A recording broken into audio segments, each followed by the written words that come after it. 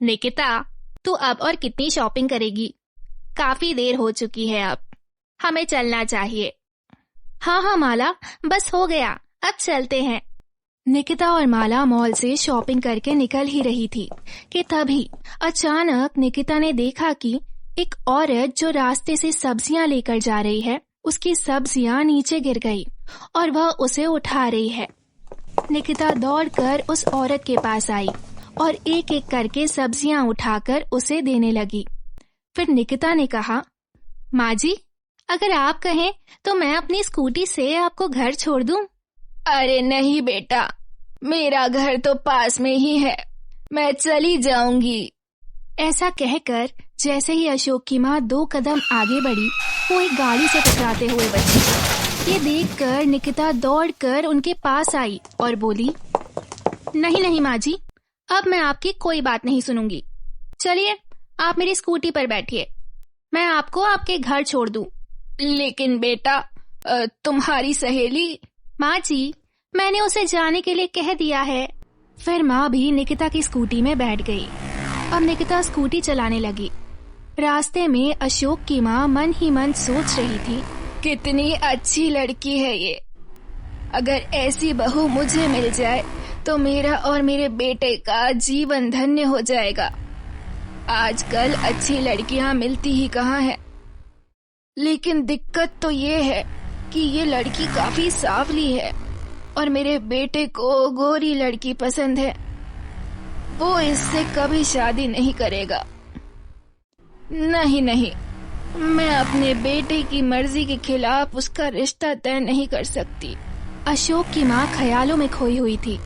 तभी निकिता ने कहा, माँ जी, आपका घर कहाँ है? बस बेटा, सामने वाली बिल्डिंग में ही छोड़ दो। निकिता ने अशोक की माँ को उसके घर छोड़ दिया।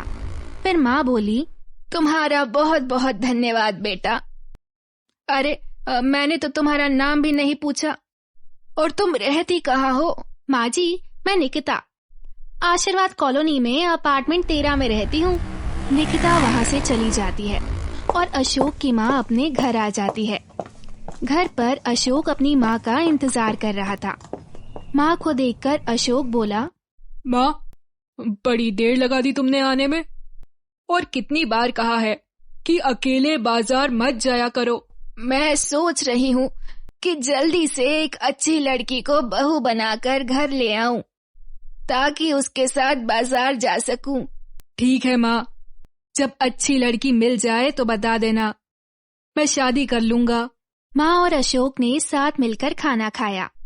अब अशोक की माँ अपने कमरे में सोने के लिए चली गई। जानवी को बार बार निकिता का ख्याल आ रहा था।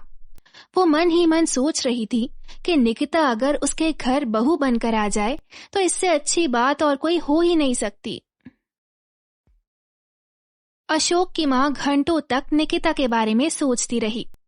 अंत में उसने एक फैसला किया और वो अपने आप से बोली, निकिता को मैं अपने घर की बहू जरूर बनाऊंगी। दुनिया चाहे कुछ भी कहे, लेकिन मैं जानती हूँ कि मेरे बेटे को निकिता से अच्छी लड़की पूरी दुनिया में कहीं नहीं मिल सकती।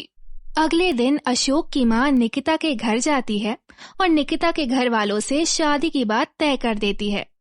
इस पर निकिता कहती है, परंतु माँ जी, आपके बेटे को तो सांवली लड़की पसंद नहीं है ना? बेटा, वो तू मेरे ऊपर छोड़ दे। अगले दिन अशोक की माँ अपने बेटे को लेकर निकिता के घर पहुँचती है। वो निकिता के कमरे में आती है और निकिता का फुल बॉडी मेकअप कर देती है, जिससे निकिता बहुत सुंदर लग रही थी। फिर वो उसे अशोक के सामने लाती है। अशोक को निकिता बहुत पसंद आती है। जल्दी ही दोनों की शादी हो जाती है। शादी के बाद मुंह दिखाई की रस्म में भी निकिता ने फुल बॉडी मेकअप किया था। सभी ने निकिता की बहुत तारीफ की। इसी तरह 1 हफ्ता बीत चुका था। एक दिन निकिता नहाकर बाथरूम से बाहर निकली। तब अशोक ने निकिता को देख लिया और वो गुस्से में चिल्ला उठा, माँ, मैं ये क्या देख रहा हूँ? निकिता इतनी काली है, इसका मतलब है कि आप लोगों ने मिलकर मुझसे धोखा किया है। मुझे सांवली लड़की पसंद नहीं है। फिर भी आपने मेरे साथ ऐसा क्यों किया माँ? अशोक की माँ ने अशोक को समझाने की बहुत कोशिश की, लेकिन अशोक गुस्से से ये कहकर चला गया कि मुझे निकिता से तलाक चाहिए। शाम हो चुकी थी। निकिता अशोक की माँ से कहती है, माँ जी, वो सही कह रहे थे, हमें उनके साथ ऐसे नहीं करना चाहिए था। बेचारे भूखे ही ऑफिस चले गए। हम ऐसा करते हैं कि खाना लेकर ऑफिस चलते हैं और फिर मैं उन्हें बोल दूंगी कि अगर मैं उन्हें पसंद नहीं हूँ तो मैं अपने घर चली जाती हूँ।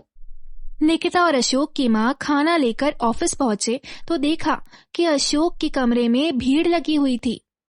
भीड़ को हटाते हुए निकिता और अशोक की माँ अंदर पहुंचे तो देखा कि अशोक की टेबल पर एक सांप बैठा हुआ था। सामने कुर्सी पर बैठा हुआ अशोक हिल भी नहीं पा रहा था।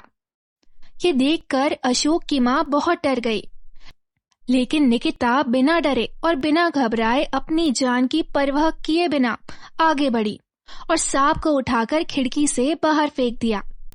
ये देखकर अशोक आश्चर्यचकित रह गया और निकिता की अच्छाइयों से प्रभावित होकर वह बोला, निकिता, तुम्हारी अच्छाई का सबूत इसी बात से मिलता है कि तुमने अपनी जान की परवाह ना करते हुए मेरी जान बचा ली।